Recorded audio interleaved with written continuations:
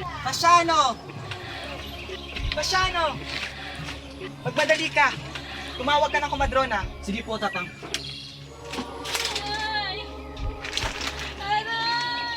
Aray! Theodora! Irene!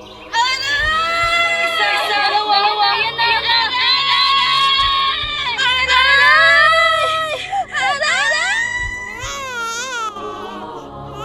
Sinilang ako sa Calamba, Laguna noong Hunyo 11, 1861 sa pagitan ng alas 11 at alas 12 ng hating gabi ang aking ina na si Theodora. Ang aking kapanganakan ay muntik ng kasawi ng buhay ng aking ina dahil siya ay nahihirapan sa laki ng aking ulo. Sa ngalan ng pag-ibig at pagmamahal sa mundo, ikaw ay si Jose Protasio Rizal E. Mercado o tatawaging Pepe, na magiging tanda ng kalikayan at pagmamahal.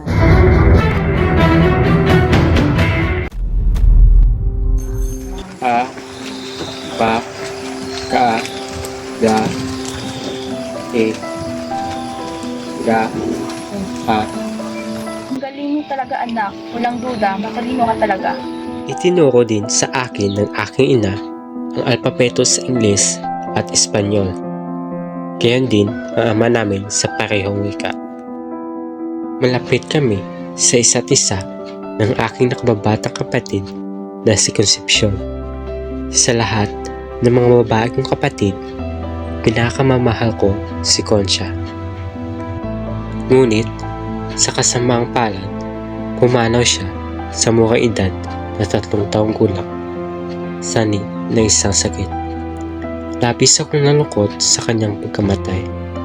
Iyon ang unang pagkakataon na lumuha ako dahil sa lungkot at pagmamahal.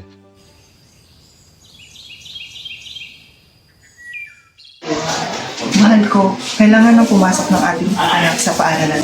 Ngunit, alam mo namang sakitin ng ating anak. Oo, mahal ko. Ngunit siya din ay masasanay at lalakas din ang kanyang katawan. Pasyano!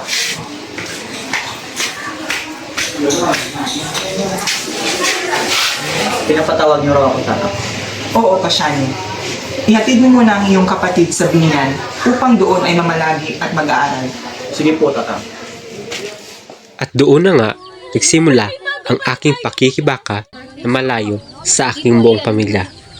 Unang araw pa lang sa binan ay nagsimula na kaagad ang aking klase sa pangunguna ng aming guro na si Maestro Cristiano Aquino Cruz. Ikaw, Jose, marunong ka ba magsalita ng Espanyol?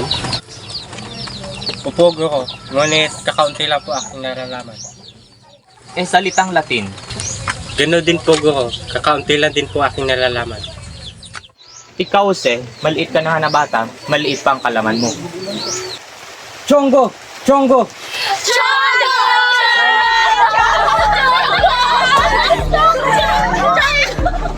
Maliit ka na nga, kakaunti pa ang alam. Ano sabi mo, Chongo? Isa naman siyo, bangus, bangus.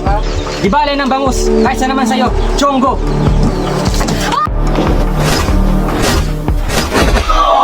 Ano ito? Anong nangyayari sa inyo? Si Jose po ang nauna. Kayong dalawa, sumama kayo sa aking opisina.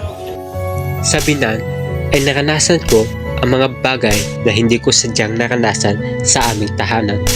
Kabilang na doon ang mga pamamalo sa mga estudyanteng may kasalanan o may ginawang hindi tama. Bagamat halos araw-araw kinokotsa ng aking mga kamag-aral at mandas na pinapalo ng aking guro, ay nagawa ko pa rin mag-aral at mangibabaw sa lahat ng mga mag-aaral sa binan sa pang-akademiko. Sa murang edad ay nasaksihan ko na ang pagmamalupit at pag-aalipusta ng mga Kastila sa mga Pilipino, gaya na lamang ng pagbitay sa 3 paring pinagbitangan sa kasalanan hindi naman nila ginawa. Ano ba yung ginawa kong kasalanan? Mamamatay ba ako sa mundo na walang saysay? Diyos ko, ano nangyayari sa mundong ito? Padre, patawarin mo ako sa aking gagawin sa iyo. Pinapatawad na kita, anak. Gawin mo yung pinag-uutos sa'yo.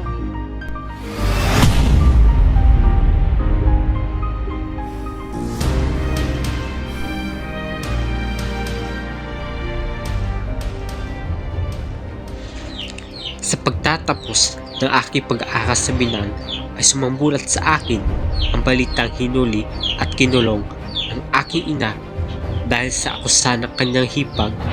Nakasabwat raw sila at ng kanyang kapatid na si Jose Alberto sa pagtangkang nasulit siya. Simula noon, nawala na ako ng tiwala sa pakikipagkaibigan. Simula ngayon ay hindi mo na maaaring gamitin ang apelyido Mercado. Lubhang mapangalig ito para sa iyo. Madadamay ka lang sa pag-iagente ng mga demonyong Kastila laban sa atin. Bakit naman kuya?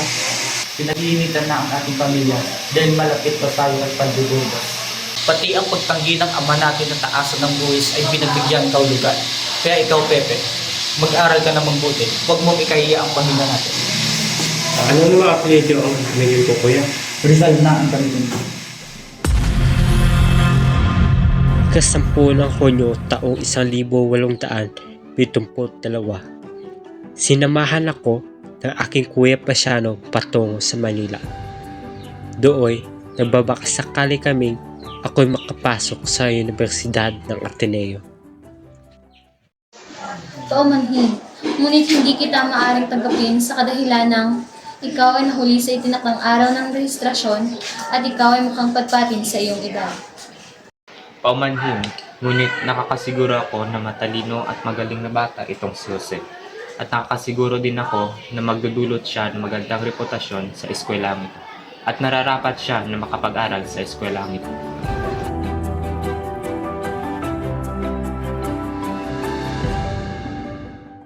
Maraming salamat po dahil tinulungan niyo akong makapag-aral sa Ateneo Municipal. Walang anuman, basta't pagbutihin mo lang ang iyong pag-aaral. Maraming salamat po. Hindi naging madali ang unang taon ko sa Ateneo. Lubos kong pinaghihirapan makamit ang matataas na makal upang matuwa sa akin ng aking ina kasalukuyang nasa piitan ng mga panahon iyon. 1 buwan ang lumipas matapos ako makapagtapos sa Ateneo. Nakapag-desisyon ako kunin pansamantala ang kursong Pilosopiya at Literatura gamit ang apelyido Rizal.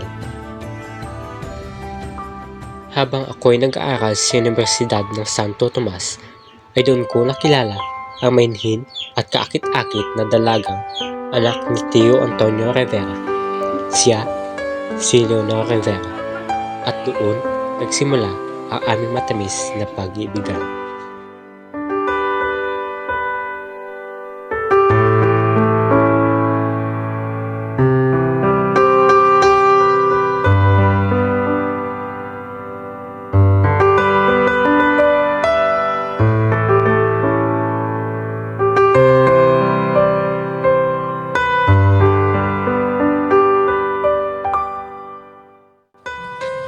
Minsan, piniling ko din sa bathala na sana hindi na tayo magpinsan.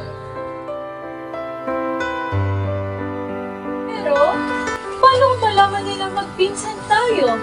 Ganito na lang, huwag kang magalala. Baka hindi nila malaman, tatawagin niyo ng tennis.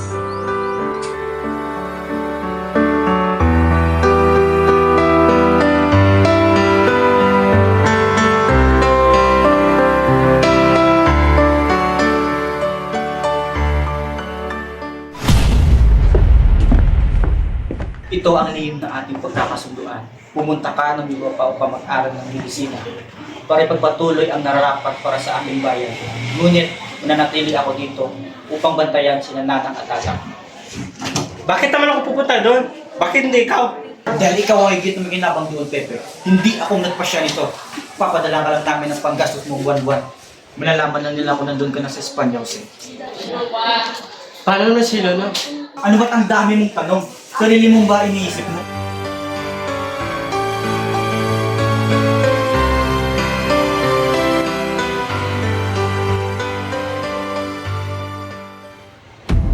Habang nasa Europa, naging bahagi ako ng kilusang propaganda. na nagnanais ng reforma. Dito ko rin sinulat ang aking unang nobela na pinamagatang Noli Me Tangere. Mahigpit na pinagbabawal ang libro sa Pilipinas, bagamat maraming kopya na ang nakapasok sa bansa. At sa muling pagbabalik ko sa aking lupang sinilangan ay naisulat ko ang El Filibusterismo. Mga kasama, nagsimula ng revolusyon sa katakdaan ng paglusob natin para tabakan ng mga Guardia Civil. Mga kasama, ilabas ang sedula. Ito ang patunay na puputulin na natin ang ugnayan natin sa mga Kastila. Punitin ang sedula. Mabuhay ang Katipunan!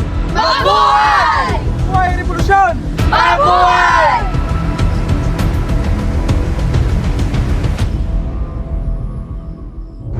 Sa aking pagbalik sa Pilipinas ay naitatag ko ang La Liga Filipina, isang reforma na magbibigay proteksyon laban sa karahasan at kawalan ng katarungan, pagpapaunlad ng edukasyon, agrikultura at pangangalakan.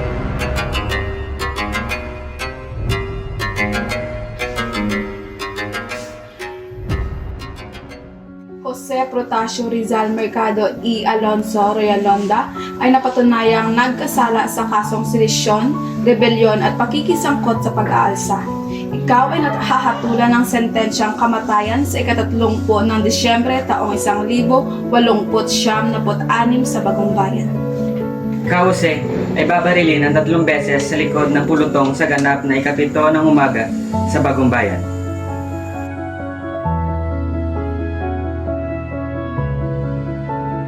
Anak ko, ano ba nangyari sa'yo? Hindi ko kayang mawala ka, anak ko. Inay, ang lahat ng ito ay isang sakripisyo para sa inyo at para sa ating ng bayan na pinagmamalpitan ng mga Kastila.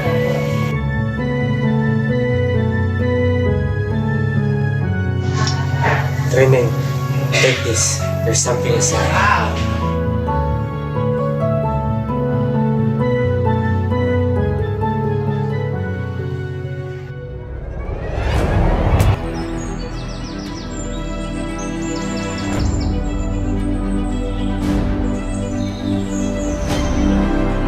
Buong buhay ko, wala kayong ginawa, kundi husgahan ako, paasahin ako. Kinuha nyo na lahat, pati ang bahan kong pinakamamahal.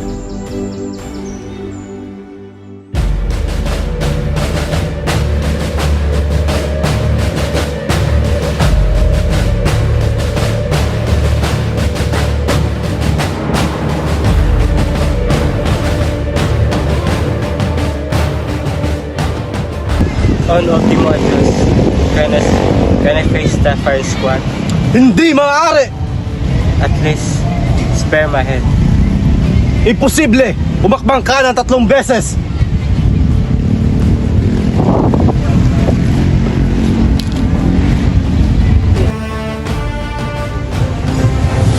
Stop! Marga! Apuntar!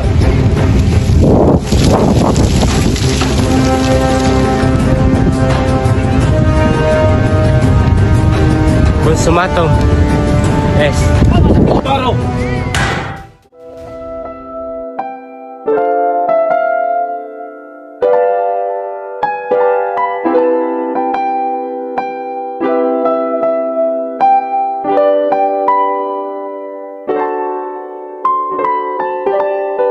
Mamamatay akong hindi nakikita ang ningning ng bukang liwayway sa aking bayan.